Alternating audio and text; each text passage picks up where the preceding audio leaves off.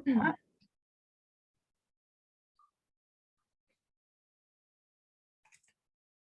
it looks like everybody's been brought in from the waiting room, so I'm going to go ahead and start since we're at 10:32. Welcome everyone to what I think is our 5th community leader advanced Colorado Broadband Roundtable. We look forward to these calls every other month because it's our time to tell you what's going on in the Colorado Broadband Office. There's a lot. It's also your time to ask us questions. We have the entire Broadband Office staff on the call today. We also have support staff. So from our Attorney General's office, we have our legislative liaisons. We have everybody that supports all the broadband work in Colorado. So we have our NTIA support as well. So this is your time to ask us any questions that you have related to your broadband projects and broadband funding in Colorado. So just a couple of reminders. We are recording the call. I will send out notes as well as the recordings afterwards.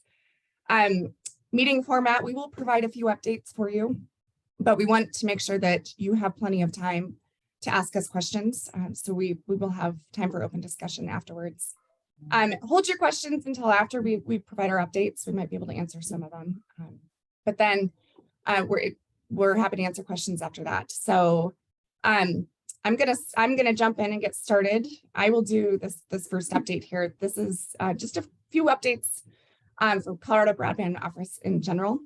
We did just host our first ever Colorado Broadband Summit in partnership with the NTIA. We had 350 attendees, both virtual and in person. We thought it went fantastic. We hope a lot of you were able to join or watch virtually, but overall feedback was very positive and people seem to really enjoy hearing from the state, as well as the opportunity to network and connect with each other. So we were happy with the results. If you were not able to attend or haven't heard anything about it, you're welcome to watch the recordings as well as access all of the slide decks from the presentations. They are all posted on our website. And again, I'll send those out after the call. You'll be able to access them. Another major update is the passing of Senate Bill 23-183. The governor signed it into law on May 1st. And this revises language from Senate Bill 152, which we believed was one of the biggest barriers to expanding broadband across the state. So I know we have some of our legislative liaisons on the call. So if anybody does have questions about SB 152 or this new law, SB 183, which now removes the requirement for municipalities and counties to hold an election to opt out of SB 152. So we can talk more about that and you guys can ask questions because we have the team on the call that really supported that and pushed that through. Final CBO update, the FCC map. We are expecting the most recent version of the map to be released in, they said late May, they actually said spring. We think late May, our maps will be soon to follow after that. So again, mapping team is on the call as well. So if you have any mapping related questions, we're happy to answer those. I am going to pass the mic over to Delia Sanchez. She's going to talk to you about our summer roadshow. Thanks, Lauren, and good morning, everyone. Thank you for joining us today. I would like to start by letting you know that the CBO team is looking forward on getting on the road to meet with local community members to talk about the CPF guidelines and application, the BID 5-year action plan and initial proposal, among other topics. So if you would like us to visit your town, please fill out the interest form that I'm about to put on the chat, not later than May 19. I want to thank everyone that has filled out the interest form already and that is willing to host us. But I'm looking for people from regions 1, 2, 4, 5, and 10. If you will please fill out this interest form, I will really appreciate it. But if you cannot attend our summer roadshow, next slide, please, Lauren. I would like also to let you know that the CBO team will be talking about broadband at the Infrastructure Development Summits, and they start next week. If you would like to register for this summit, I will also be putting the link in the chat in the next couple of seconds. And the last thing that I would like to mention to you, which I am very happy and very thankful to all of you for helping us, is that we have surpassed 200,000 in our count of Colorado households that have enrolled into the ACP program. So thank you so much for spreading the word, for letting your community members know about this incredible benefit. So this means that we are up or over 26% of households enrolled into ACP, but we still need your support, we still need your help. And if you could please spread the word and keep spreading the word among your community members, who will really appreciate it. We can't do this without you guys. And once again, I will put this link again in the chat, and you can always contact me if you would like me to do a presentation either in English or Spanish for your community. Thank you so much. Thanks, Delia. Okay, I don't believe Brad Clausen is on the call. So Mark, I think you're going to provide updates from the USDA Reconnect grant and some of their programs they have going on. Yeah, thanks, Lauren. So a couple programs that USDA has available now are the Community Connect grant. They have about $79 million for this year, and the Technical Assistance Program.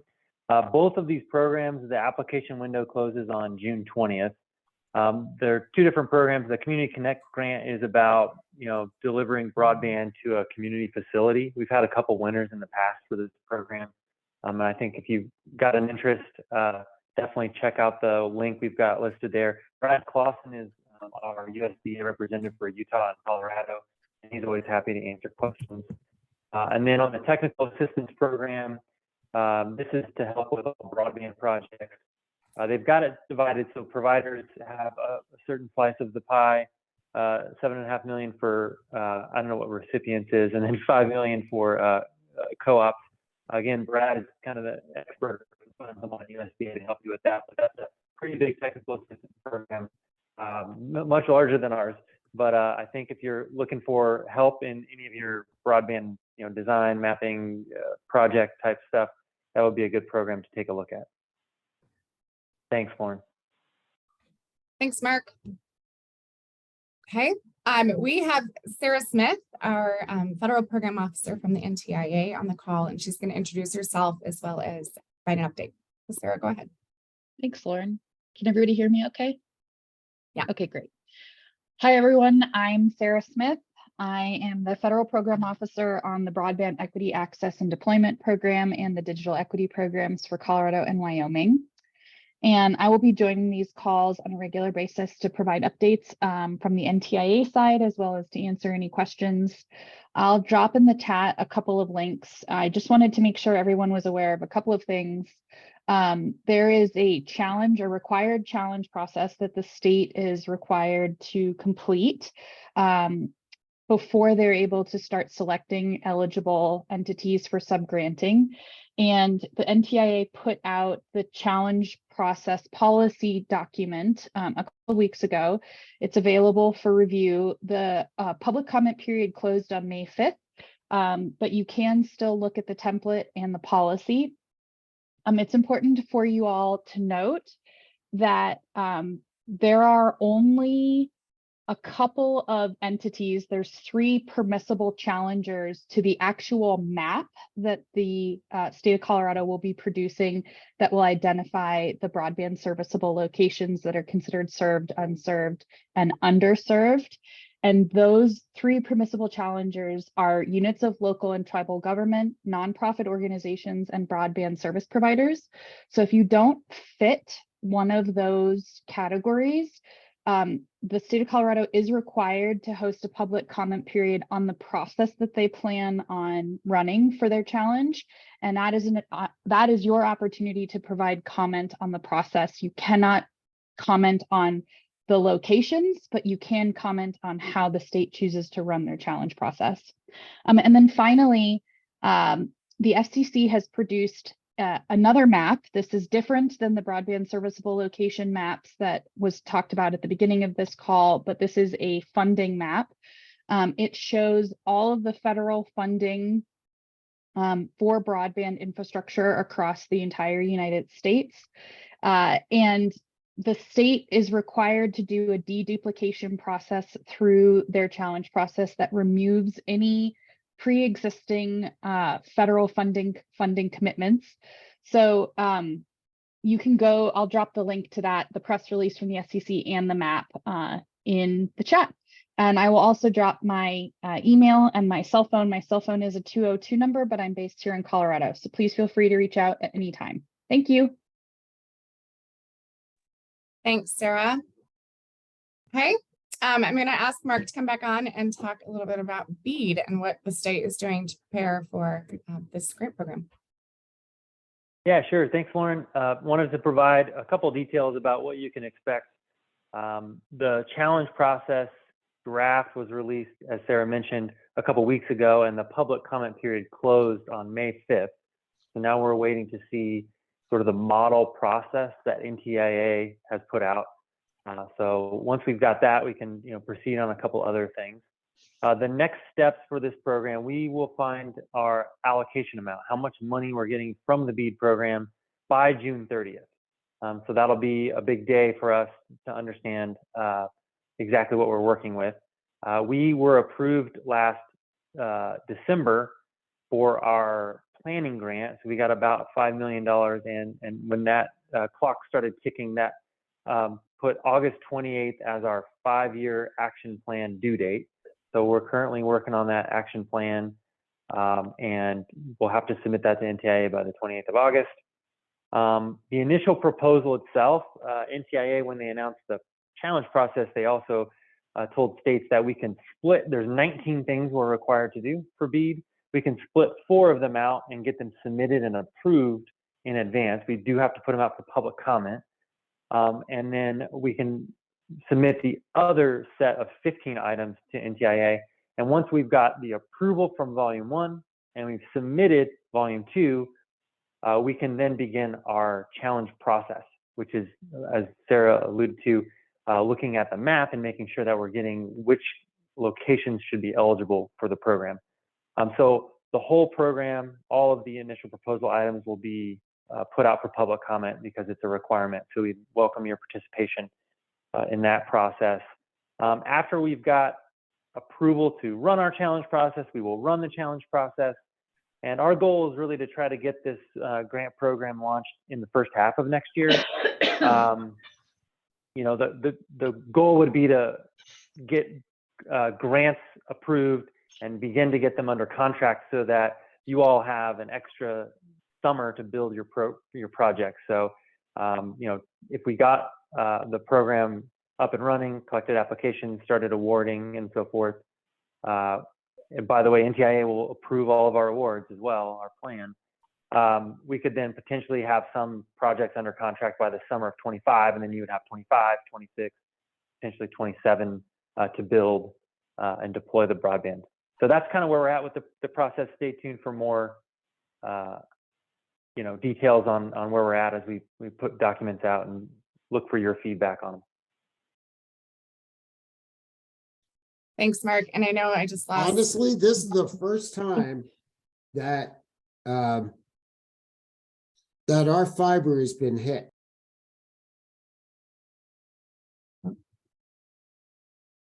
Okay, I think somebody might have been unmuted. Okay, sorry, I'm going back to sharing the screen, although I did just lose my sharing capabilities, so bear with me for just one moment while I work out the technical kinks. Megan Gernert, I think you may have to give me sharing capabilities. Yeah, it looks like I became host for some reason, so I think you should be good now. Okay. Oh, I am good. Thank you so much. Okay. Technical difficulties. Thanks, Megan. Okay. Moving on, Kendall Kramer, are you on the call? Can you Yes, talk about the I'm here. Broadband Ready certified community? Go ahead. Thank you, Lauren. Good morning, everyone. I just wanted to provide everyone with a brief update about our Broadband Ready Certified Community program. As you know, our checklist is available on our website as well as an application. We've had several communities and/or counties that have been designated by the Colorado Broadband Office as being Broadband Ready Certified. Again, this is a checklist that you could follow to ensure that you've reduced barriers to broadband deployment and encourage broadband investment.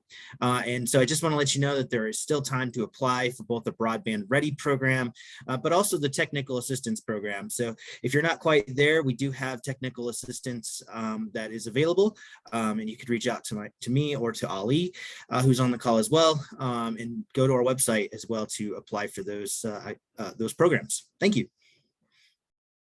Thanks, Kendall. All right, and Mark gets to come back one more time and talk about Capital Projects Fund, which we are very much in the process of getting ready to open our grant program. We're very close. So Mark, why don't you talk about next steps?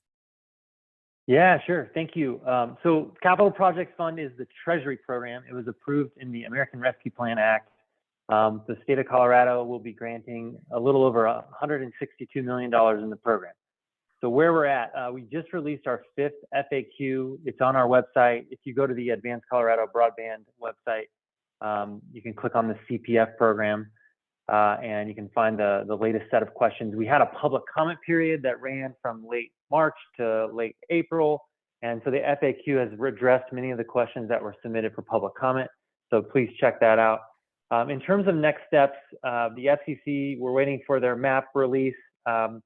We're hoping it will be sooner rather than later. Then we will go back to our eligible location data set and make sure that we've got it accurate based on the latest map. The eligible location data set will be part of the application portal. It won't be posted on our website as a download because of licensing agreements and other reasons. But if you're going to apply and you go into the grant portal, you can find it there. The grant workbook, which is sort of a spreadsheet of how you fill out your budget and so forth, and the workbook portal, meaning it should be the grant portal. Zoom Grants is the vendor we intend on using. We're going to have a webinar to explain that workbook and explain how to upload the documents into the portal. And we'll also show you some of the other documents we're going to load on our website that are related to the program. So in early June, stay tuned for that. It'll probably be, it will definitely be before we open the program. But we got to make sure we get the FCC map and work through that data set first. One of the other things we're trying to do is get a draft contract available and put online so you all know what you're signing up for if you apply for the program. If you've gotten an SLFRF grant, which is the Broadband Deployment Board or a couple other programs, it'll look similar. It's the same funding bill, the same treasury is the same entity administering both the programs, and so the contract, looks similar to that. But stay tuned for a draft contract. And then this one's actually really important. As part of our program, we're requiring a community letter of support, and so we would, providers that may approach you are required to get a local jurisdiction of government to approve their project or show support for their project. And they have to upload that into the system. There is a little bit of a window if the provider, let's say, applies for the project but doesn't have a formal vote from a city commission, for instance. There's a 60-day window they can get that, but they'll have to upload a document explaining where they're at in the process. So you may hear from providers, and if you're doing your own project, you may think about trying to get a show of support from the local government officials. We're still planning on opening the program on June 12th. Again, tentative based on the FCC map. If we do hit the June 12th date, it's going to be a 60-day window. It would close on August 11th, I believe. And to learn more, you can go to that Advanced Colorado Broadband website. We'll try to also send out some updates on our listserv as we release new documents and make the program available. Thanks, Lauren. Thanks, Mark. Okay, we've reached that point in the call where we provided our updates, and now it's your turn to ask us any questions or just open discussion for anything that you guys want to talk about. So I will open it up at this time. You can drop questions into the chat. I'm happy to read them for the team, or you can raise your hand and ask a question. We'll open it up at this time.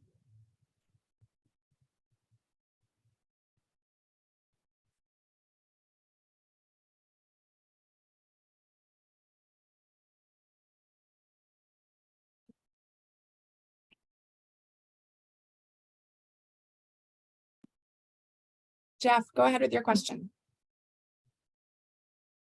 Yeah, good morning, everyone. Jeff Kruger with Pickens County. I've got a question related to the guidelines for CPF funding. I understand that you've classified counties as either tier 1 or tier 2. And could you discuss this a little bit more? This is a concern for Pickens County because we were placed in tier 2 and it now requires a 50% match, is my understanding. Thank you. Thanks, Jeff. I'll let Mark, probably you're a good person to respond to that. Yeah, sure. So Jeff's right that we have tier 1 counties and tier 2 counties, and there's a different bucket of money, if you will, and a different match requirement.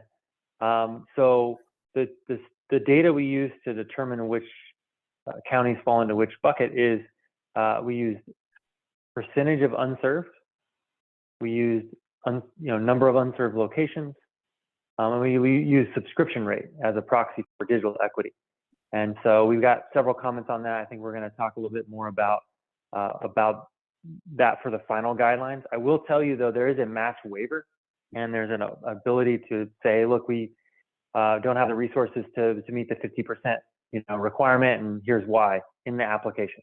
So there's an ability to apply for that, and we'll definitely consider that. We realize there's going to be, every county has most counties have some unserved areas, but in an effort to try to direct the funds to the most unserved areas with the biggest need, that's why we. Can you elaborate, Mark, on what the plan is for BEAD? Are you going to do something similar? Well, Sarah can probably tell us, but a lot of our scoring for the BEAD program, I don't think we'll have a tiered system, and a lot of our scoring is kind of dictated by NTIA.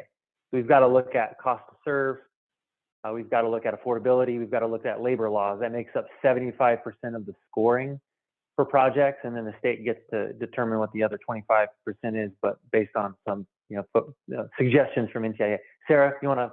You're an expert on this more than I am, so. Yeah, no problem. I mean, you got most of it, Mark. Jeff, to your question, the expectation from the NTIA is that the state covers 100% of the unserved locations within the state first. The plan that they submit to the NTIA in their initial proposal has to describe how they intend on hitting 100% of the unserved locations. And then they can look at underserved locations, and then they can look at community anchor institutions without gigabit service.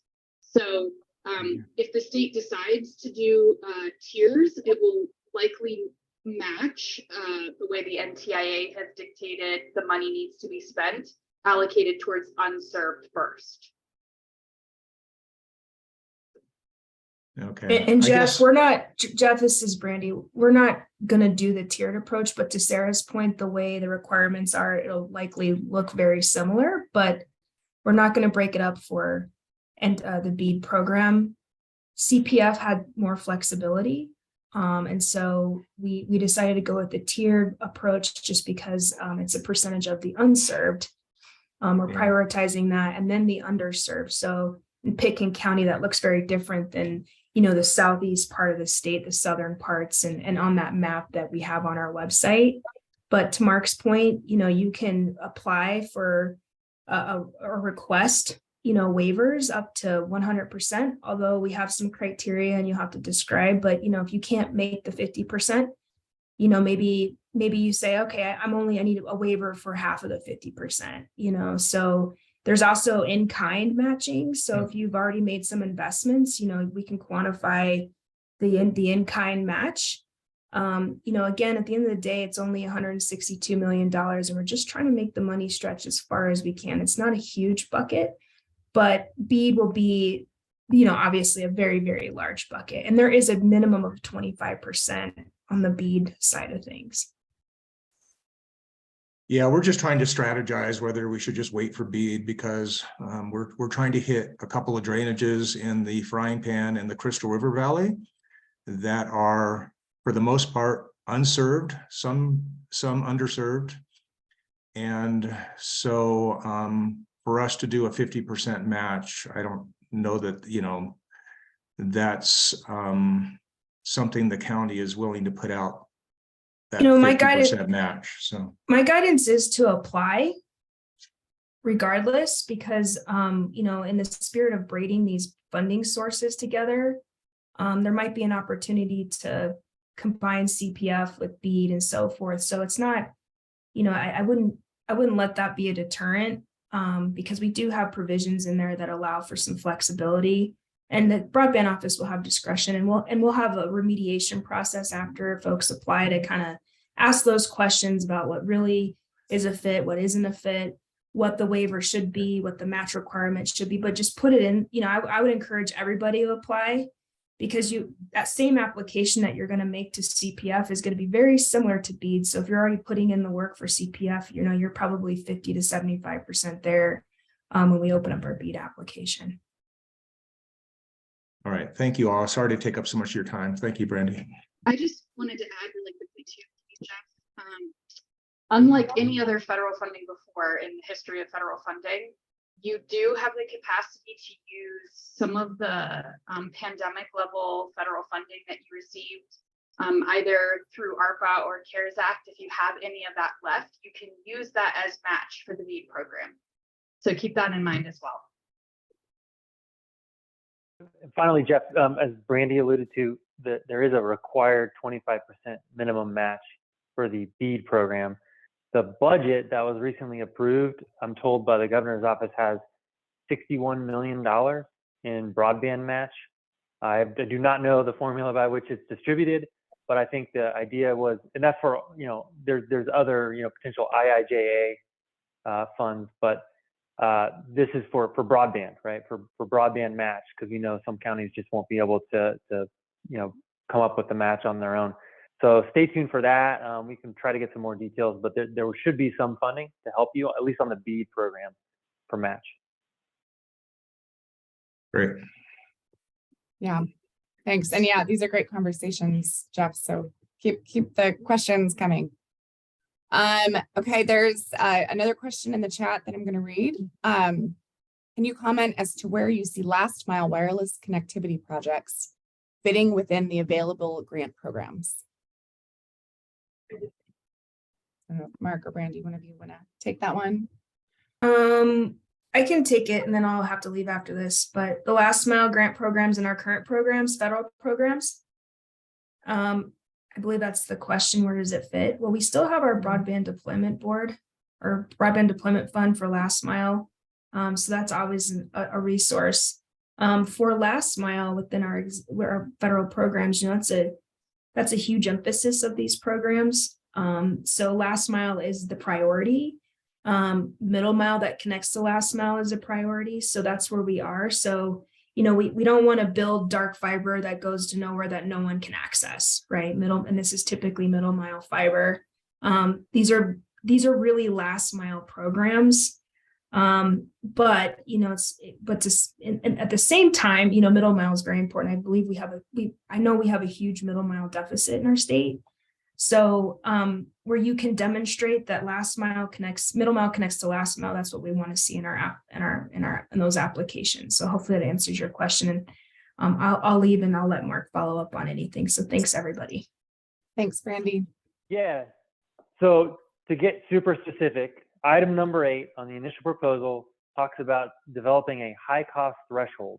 And the idea behind every state's got to do it, but the idea behind developing a high cost threshold is to say, we think these locations at this dollar amount or less can be served by fiber, and we would accept other technologies for anything above that line. It doesn't mean we won't fund above that line. It just means we have to set that as part of this plan. And so we would expect to have some wireless. I've seen a study. The American Cable Association did a study with Cartesian. You know, they estimated our BEAD number at 842 million, and they said if you spent every dime of that on broadband, fiber broadband, you would get like 65% covered, right? So I don't think we're anticipating getting the level of funding to literally go fiber to every single home. There will likely be fiber, wireless projects, and this high cost threshold line will help us determine which ones fall kind of into which bucket. It doesn't mean we can't fund certain types of projects. It just means, we've set that line and we're willing to take alternative technologies. Sarah Smith, did I get that right? Pretty close. You got it. So, that's kind of the idea. And we did a study, last summer and got some preliminary numbers. We anticipate our BEAD number to be a little larger. So that might dictate how far we can go with fiber, or how high that threshold might be. And again, we'll have a public comment period on that. So if people have thoughts on how we set that, please let us know, because we want to make sure we get it right. Thanks, everyone. Daryl, does that answer your question, or do you have any follow-up?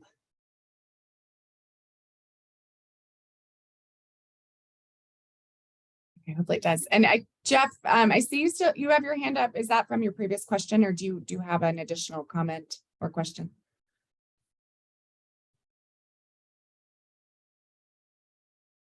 Okay, I'm guessing it's just left up from the last time.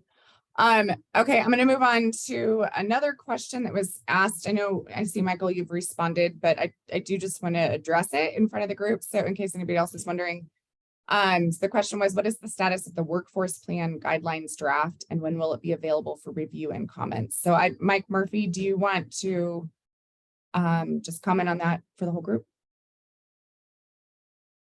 I typed into the chat there, we did receive some recent information that could substantially change some of the baseline for employment and future employment projections. So we're taking a look at that before we release it to make sure that we are not missing anything. So I apologize for that. It came in earlier this week, and we just felt that it was probably due diligence to complete that before we release it out for comments, just in case we had to change it. So for those keeping score at home, workforce is item number 12 on the initial proposal list. So there will be a public comment period. There may even be 2 on that plan. We want to get a lot of input to make sure that we're anticipating a deficiency of workforce, right? So we've seen numbers as high as 3,600, and we've seen numbers like 1,600. And then I think our goal is to figure out which programs already exist that teach the skill sets necessary to fill the positions we need. Because there's a kind of a combination of construction, pre-construction, actual construction, and post-construction jobs. So stay tuned. Mike's done a great job working with CDLE on that one, and we welcome your input on that. And I would like to give you a new target date, Jose, but I probably would miss it again. So let me just get back to you, as I will share something very soon, hopefully, of what our date is. 10-4 sounds good, Michael. I do appreciate that, you guys, and great, great work by everybody, man. We appreciate all the work going into this. And like I said, if you need anything from us as far as laborers and our apprenticeship program and our history, any of that, just let us know. We'll be glad to provide any and all information that you need. Thank you, sir. Thank you so much. All right. I don't see any other questions in the chat. So if you have anything on your mind or another question you want to ask, feel free to raise your hand or drop it in the chat. We'll give it a couple minutes to see it. And if nothing pops up, we can close.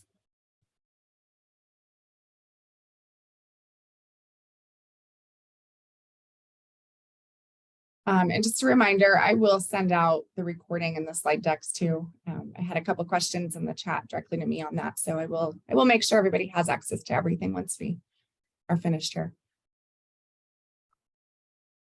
Okay, so if there are not any other questions or comments, we can go ahead and wrap up a little bit early. Just a reminder, we do have this amazing programs team. They are available for you to contact directly with just any questions. So again, if you think of something after the call or whatnot, feel free to reach out. They are divided up by region, and then Kendall kind of supports everybody as the grant program specialist. But Ali and Mike are your contacts by region. And then there are multiple ways to stay informed. We, as you guys can see, constantly have things changing, receive new information, all of that. So our next roundtable is not until July, but hopefully you guys can join. I think we'll have the grant program will be open at that point. So we'll have a lot of new information. feel free to follow us on our websites. That's where we post all of the most up-to-date info. If you have any suggestions or questions regarding the grant program, we do have a new email specifically for the grant program. It's advance_CBO@state.co.us. So feel free to use that. We also have a newsletter, we have Twitter, and we have, Mark just put in the chat, broadband in the news. So we do have quite a few news stories that come out about what we're doing in the office. Because, all this money coming to the state, everyone's very interested. So feel free to check that out too. It's a good background on what's been going on. So if there's nothing else, we would like to say thank you very much for joining us, and reach out if you have any other questions. Thanks, everybody.